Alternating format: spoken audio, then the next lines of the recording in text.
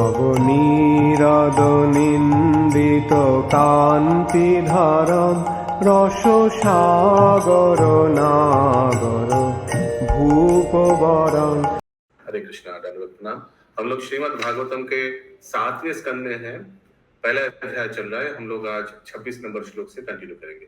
Shrimad Bhagavatam 7.1.26 onwards. सभी से निवेदन है, बहुत मन देकर श्रीमद् भागवतम श्रवण कीजिए।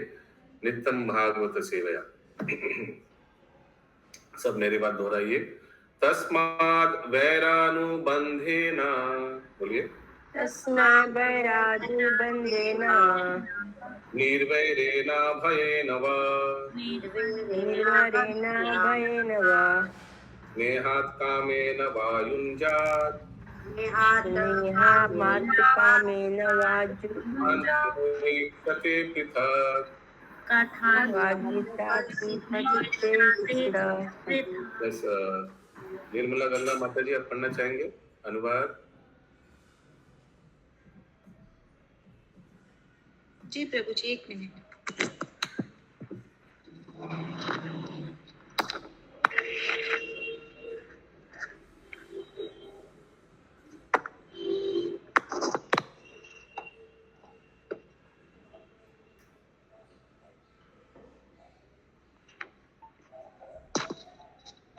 अनुवाद।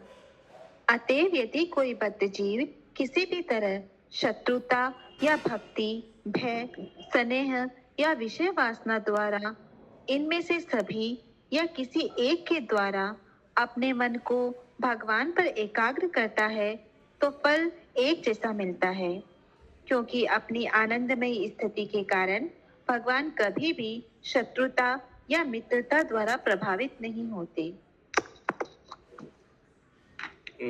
इनमें से माने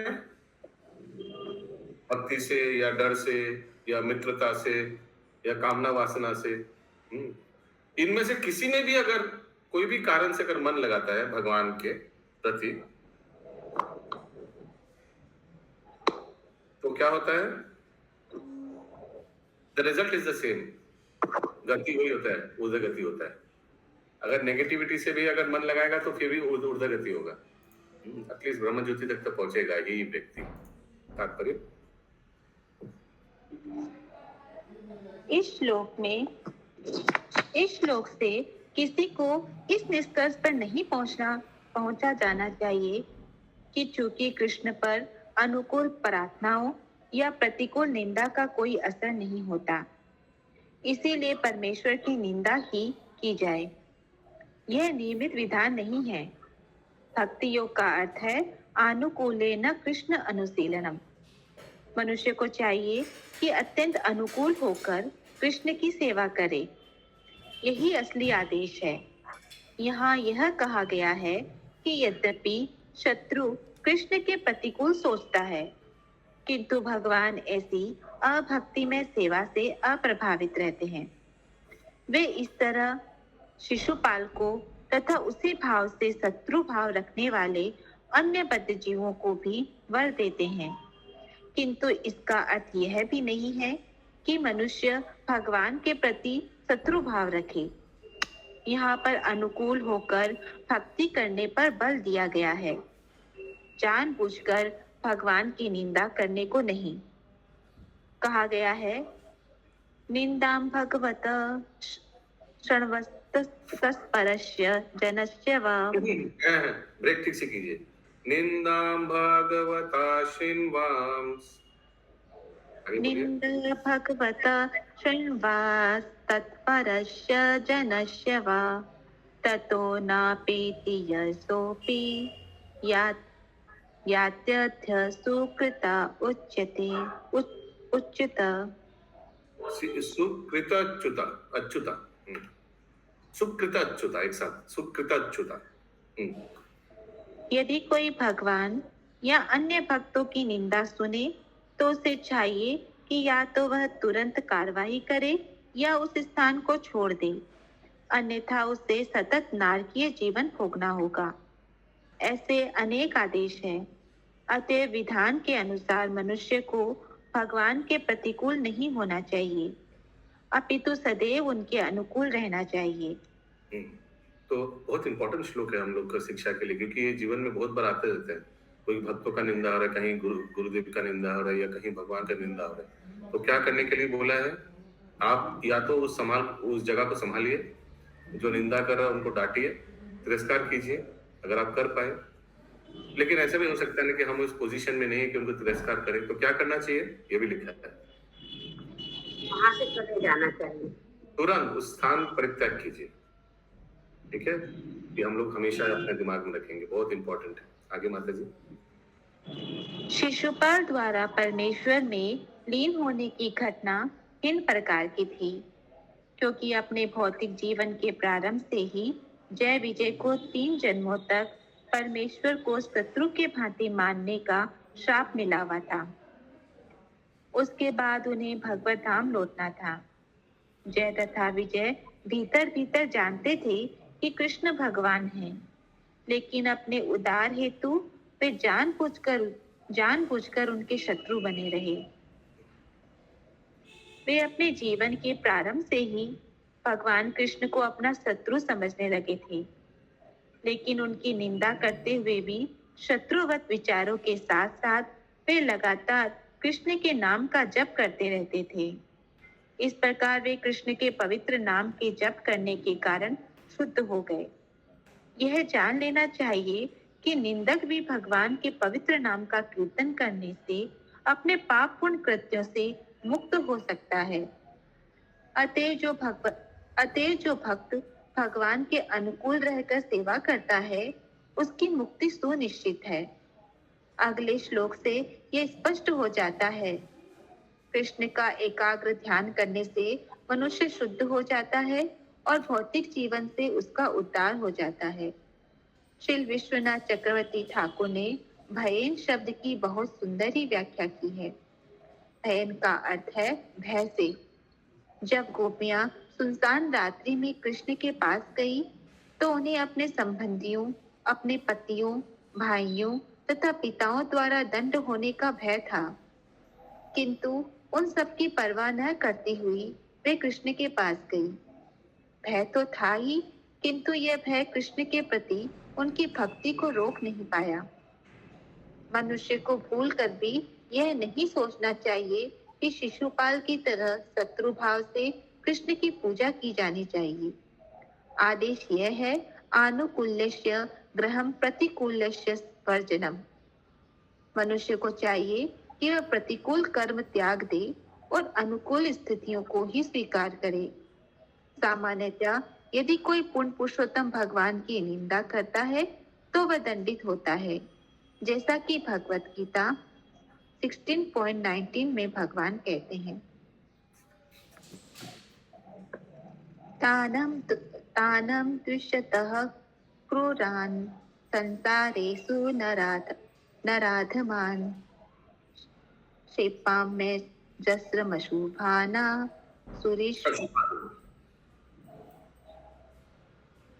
सुरीशेव योनिषु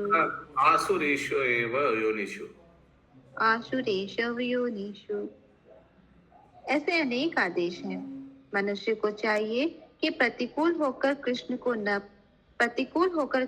न पूजे, अन्यथा उसे कम से कम एक जन्म में दंडित होना पड़ेगा, जिससे वह शुद्ध हो सके। जिस प्रकार मनुष्य को चाहिए कि वह किसी शत्रु जैसे बाघ या सर्प का आलिंगन करके मरने का प्रयास न करे, उसी तरह उसे चाहिए कि वह पूर्ण पुरुषोत्तम भगवान की निंदा न करे और नारकीय जीवन में जाने के लिए उनका शत्रु न बने।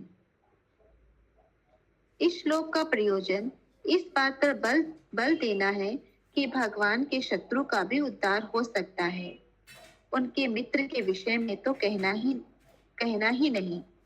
श्री मध्वाचार्य ने भी कई प्रकार से कहा है। तो क्लियर है ना? ये श्लोक को इस एंगल से लीजिए कि अगर शत्रु को मुक्ति मिल रहा है तो जो भक्त है उनको क्या मिलेगा गति। क्योंकि इसको कोई टेढ़ा से भी ले सकते हैं, अरे शत्रु को भी तो ऊर्ध्वगति हो रहा है तो शत्रु ही बन जाए,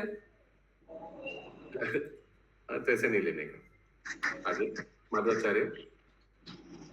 श्री मध्वाचार्य ने भी कई प्रकार से कहा है कि मनुष्य को मनसा वाचा कर्मणा भगवान विष्णु की निंदा नहीं करनी चाहिए, क्योंकि निंदक अपने पूर्वजों सहित नारकीय जीवन का भागी होगा। कर्मणा मनसा वाचो ये दृश्यायात विष्णु अव्यं मजन्ति पीतरस्तस्य नरके शाश्वती समा।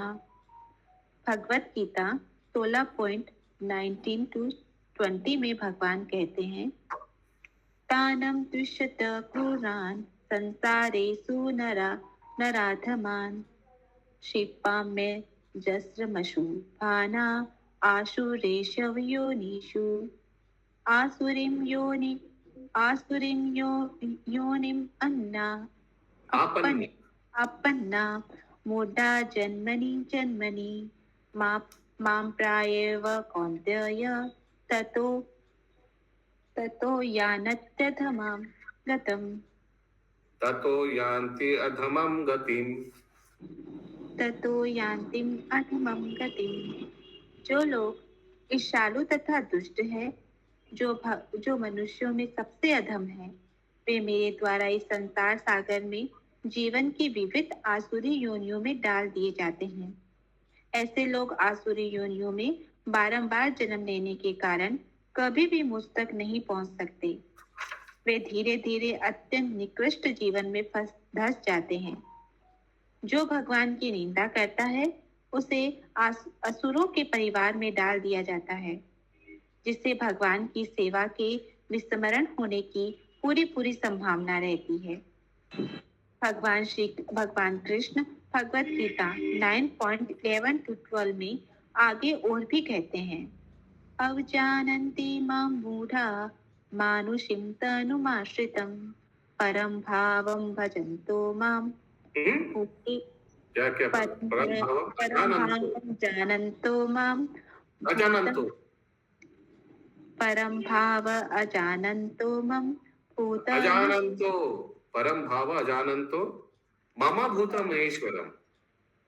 परम भाव अजानन्तो मम भूतमहेश्वरम्। जो मूढ़ अर्थात धूर्त है, वे परमेश्वर की निंदा करते हैं, क्योंकि भगवान मनुष्य की भांति प्रकट होते हैं। वे पूर्ण पुरुषोत्तम भगवान के अत्यंत ऐश्वर्य को नहीं जानते। मोक्षाशा मोक्ष कर्मणोः मोक्ष ज्ञान विचेतसा राक्षसी आसुरी चैव प्रकृति मोहिनीं श्रितः। शत्रु भाव से जो कुछ भी किया जाता है वह विफल होता है। यदि वे शत्रु मुक्त होना चाहते हैं या ब्रह्म में लीन होना चाहते हैं, यदि वे कर्मियों के भांति उच्च लोकों में पहुंचने के इच्छुक है, अथवा यदि वे भगवत धाम को ही वापस जाना चाहते हैं, तो उन्हें निश्चित रूप से निराश होना पड़ेगा। जहाँ तक हिरण्यकश्यपु की बात है, यद्यपि वह भगवान से अत्यधिक शत्रुता रखता था, किंतु वह अपने पुत्र के विषय में सदैव सोचा करता था, जो महान भक्त था।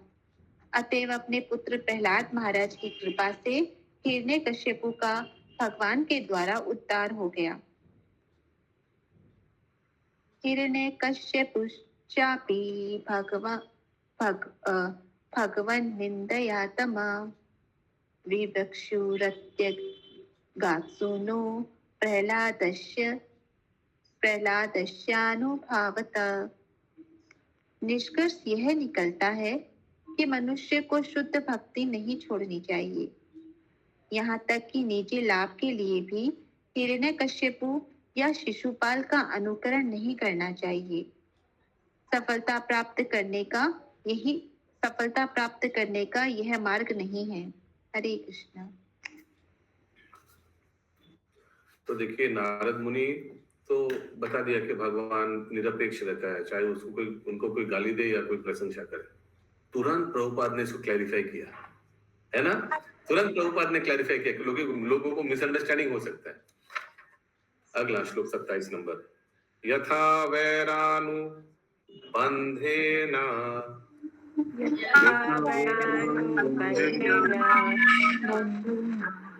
मार्त्यस्तन्मयताम् इयात्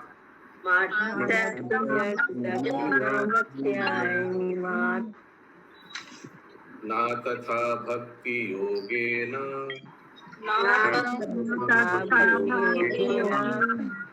इति मे निश्चिता मति।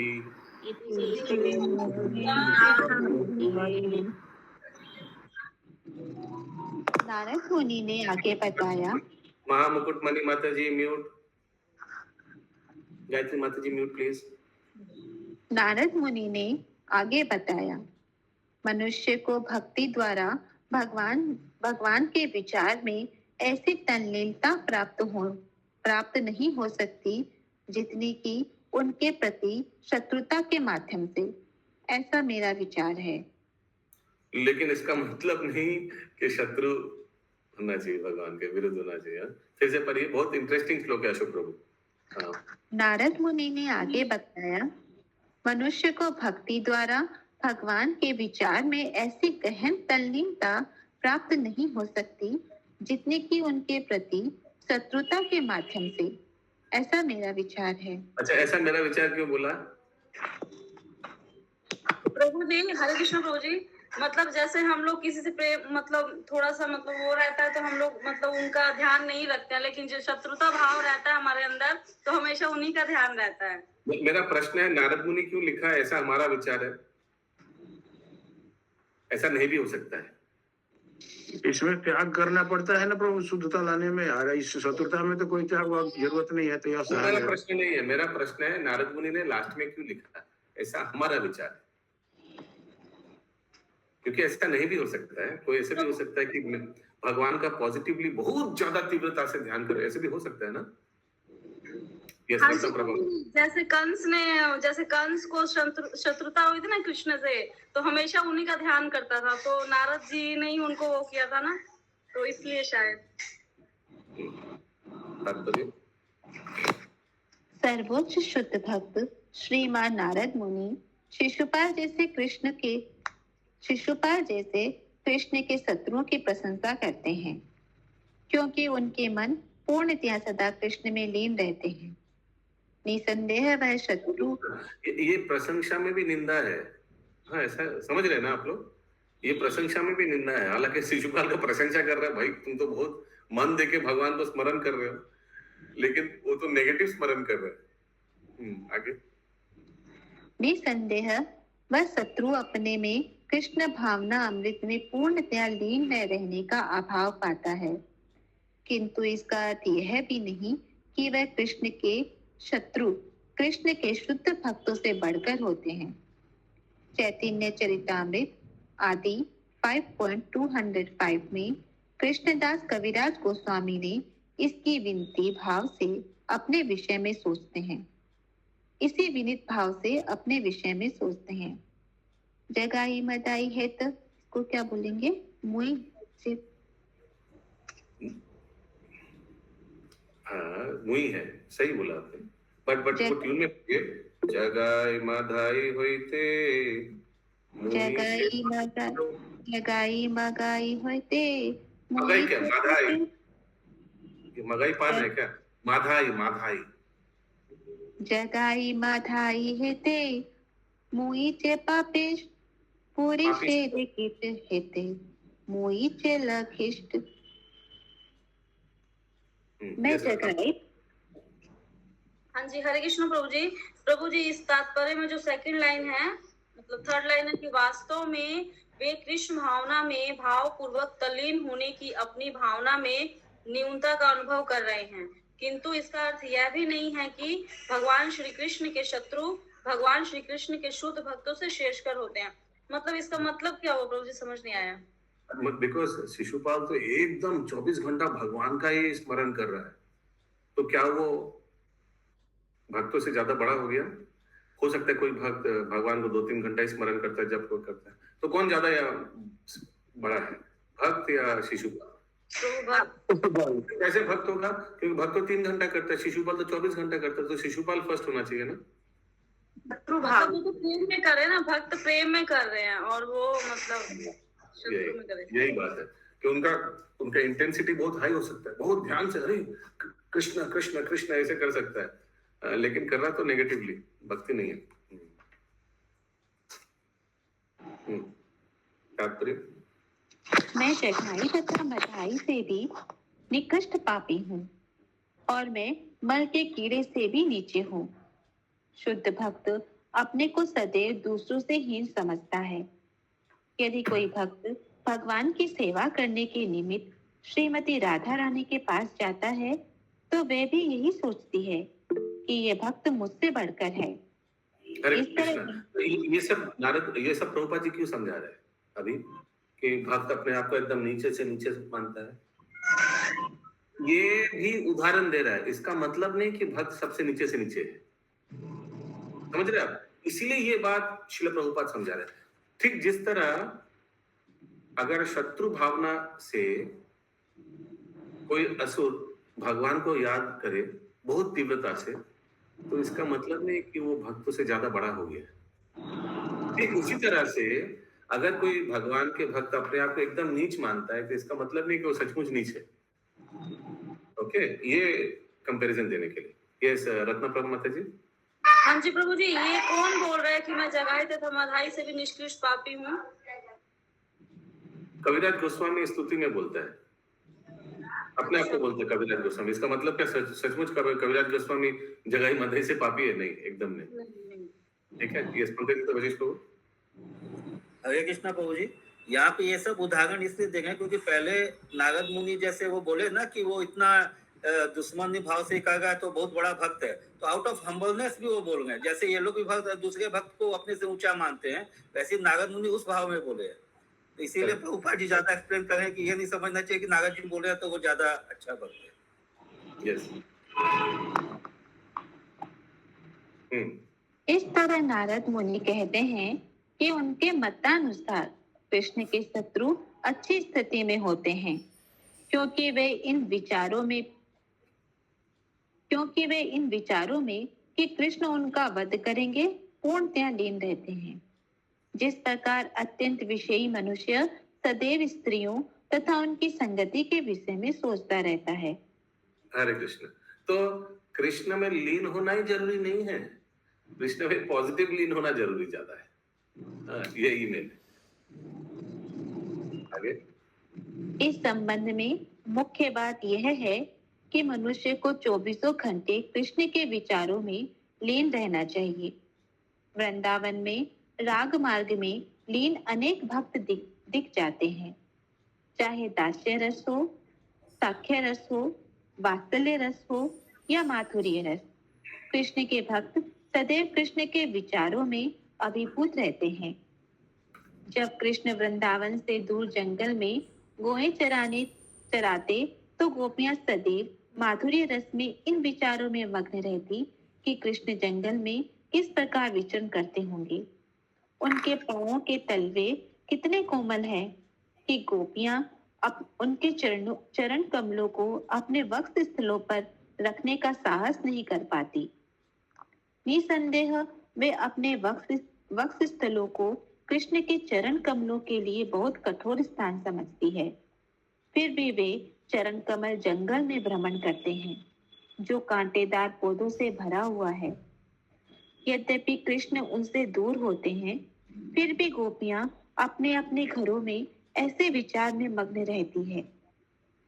इसी तरह कृष्ण अपने तरुण मित्रों के साथ खेलते हैं तो माता यशोदा को यही विचार सताता रहता है कि कृष्ण लगातार खेलते रहने के कारण ठीक से भोजन नहीं कर पाते, अतः वे कमजोर पड़ते जा रहे हैं।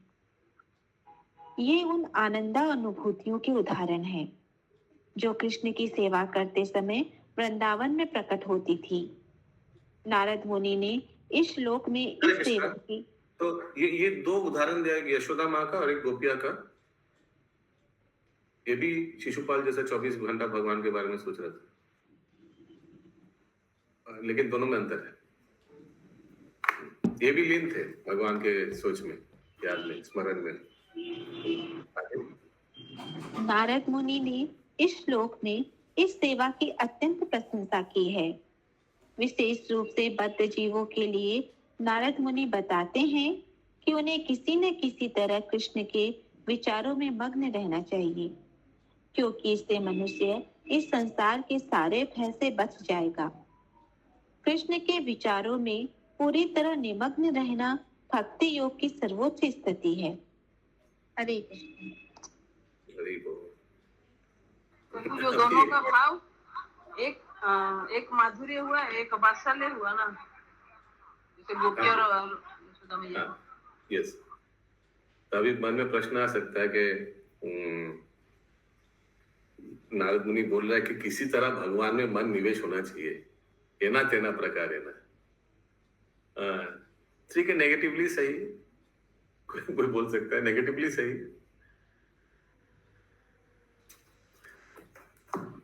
देखिए कितना श्लोक तक है। उचित अनुचित तो बाद में आएगा, पहले तो उसको अपनी तरफ मोड़ना है। अगर कोई बोलेगा ठीक है चलो नेगेटिवली सही, अरे वो नेगेटिव रह नहीं पाएगा। अगर भगवान में इतना मन लगा के रखेगा ना, वो नेगेटिव रहेगा ही नहीं। तो क्या 29 तक है। चलिए और लास्ट 28, 29 एक साथ। किता पेशाश्कृता रुद्धा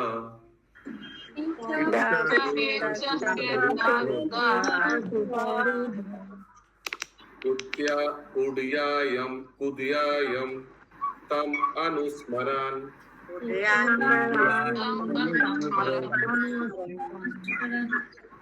संरंभाभाय योगेन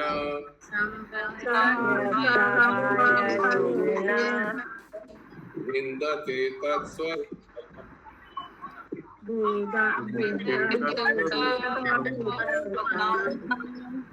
एवं कृष्णे भगवती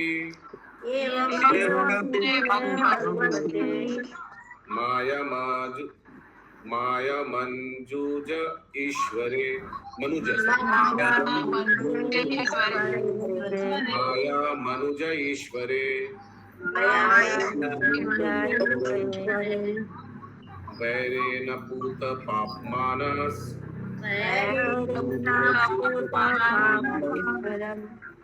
तमापुर अनुचिंतया।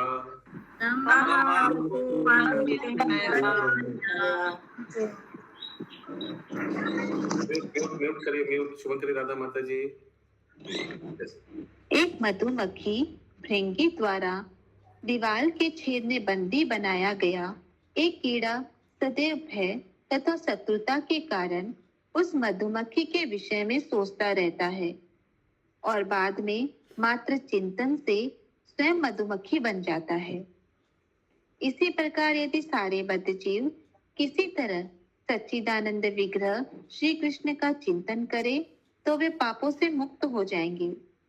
वे भगवान को चाहे पूज्य रूप में माने या शत्रु के रूप में, निरंतर उनका चिंतन करते रहने से उन सबों को आध्यात्मिक शरीर की पुनः प्राप्ति हो जाएगी।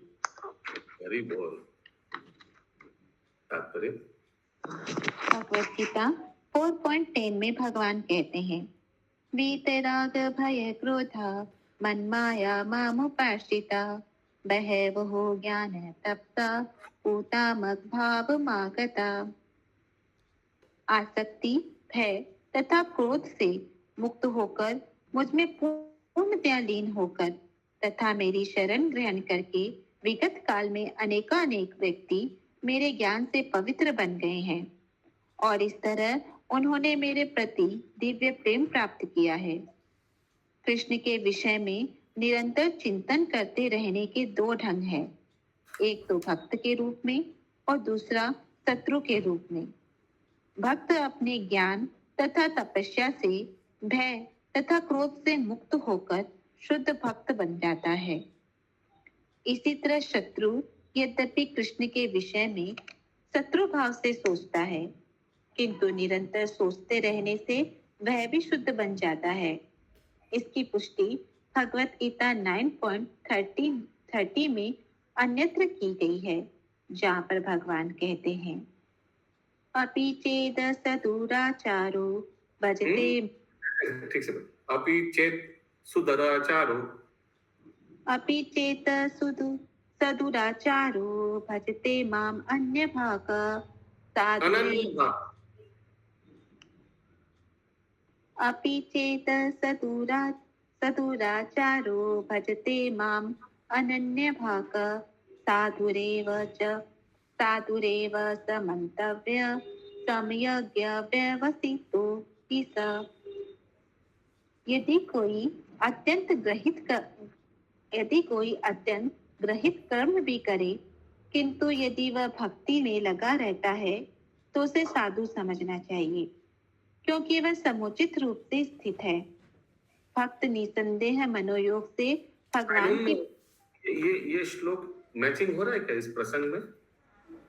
ऊपर बता रहे कि अगर व्यक्ति भगवान के प्रति नेगेटिविटी रखता है लेकिन उनके बारे में हमेशा सोचता है तो वो शुद्धिकरण हो जाता है, उनका आस्ते आस्ते प्यूरिफाई हो जाता है।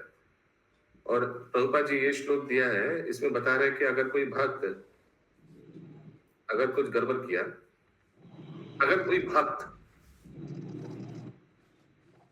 कुछ गड़बड़ किया तो फिर उसको नजरअंदाज कर देना चाहिए। अरे फिर भी तो भक्त है ना, भक्ति से जुड़े हुए हैं। दोनों मैचिंग हो रहा है क्या? दोनों अलग अलग लग रहा। तो पहले जय विजय थे ना, जय विजय के रूप में तो भक्ति थे। पूर्व जन्म में थे ना। वो तो ठीक है, जय विजय ठीक है। आगे भक्त निसंदेह मनोयोग से भगवान की पूजा करता है। इसी प्रकार यदि एक शत्रु सदुराचार सदैव कृष्ण का चिंतन करता है तो वह भी शुद्ध भक्त बन जाता है। यहाँ पर उस कीट का दृष्टांत दिया गया है जो उस मधुमक्खी भृंगी का निरंतर चिंतन करने के कारण जो उसे छेद से जबरदस्ती प्रविष्ट करा देती है, मधुमक्खी बन जाता है। भयवश सदैव मधुमक्खी का चिंतन करते रहने से कीड़ा मक्खी बनने लगता है। यह एक व्यवहारिक उदाहरण है। भगवान कृष्ण इस ये व्यवहारिक उदाहरण है, ये तो मुझे मालूम नहीं था ऐसे होता है। व्यवहारिक उदाहरण में प्रैक्टिकल ऐसे होता है, सत्य बात है। भगवान कृष्ण इस भौतिक जगत में दो प्रयोजनों से प्रकट होते हैं, परित्राणाय साधूनाम विनाशाय च दुष्कृताम। भक्तों की रक्षा करने तथा असुरों का संहार करने हेतु। साधुगण तथा भक्तगण सदैव भगवान का चिंतन करते रहते हैं, लेकिन कंस तथा शिशुपाल जैसे असुर या दुष्कृति भी कृष्ण का चिंतन उन्हें मारने के उद्देश्य से करते हैं। कृष्ण का चिंतन करने से असुर तथा भक्त दोनों ही माया के पास से मुक्त हो जाते हैं। इस श्लोक में माया मनुष्य शब्द आया है। जब पूर्ण पुरुषोत्तम भगवान कृष्ण अपनी मूल आध्यात्मिक शक्ति में प्रकट होते हैं, संभावना आत्म माया, तो उन्हें भौतिक प्रकृति के द्वारा निर्मित स्वरूप ग्रहण करने के लिए बाध्य नहीं होना पड़ता। अतः भगवान को ईश्वर अथवा माया का नियंत्रक कहकर संबोधित किया गया है।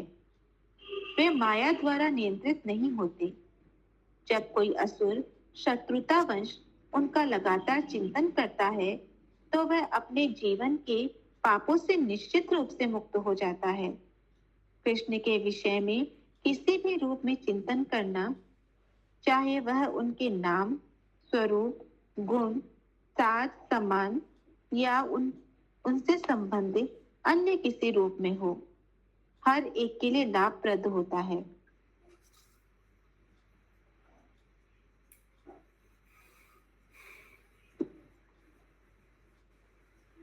श्रवन्तां स्वकथाया कृष्ण पुण्य श्रवण कीर्तना। कृष्ण का चिंतन, कृष्ण के पवित्र नामों का श्रवण तथा कृष्ण की लीलाओं का श्रवण, ये सभी शुद्ध बनाने वाले हैं और तत्पश्चात मनुष्य भक्त बन जाता है। अतएव हमारा कृष्ण भावना अमृत आंदोलन हर एक को किसी न किसी प्रकार से कृष्ण के पवित्र नाम को सुनने तथा कृष्ण का प्रसाद ग्रहण करने के लिए प्रेरित करने का प्रयास कर रहा है। इस तरह मनुष्य धीरे धीरे भक्त बन जाएगा और उनका जीवन सफल हो जाएगा। हरे कृष्ण। ग्रंथराज श्रीमद् भागवतम की जय। जय जय श्रील प्रभुपाद की जय। जय जय जय। सैनिक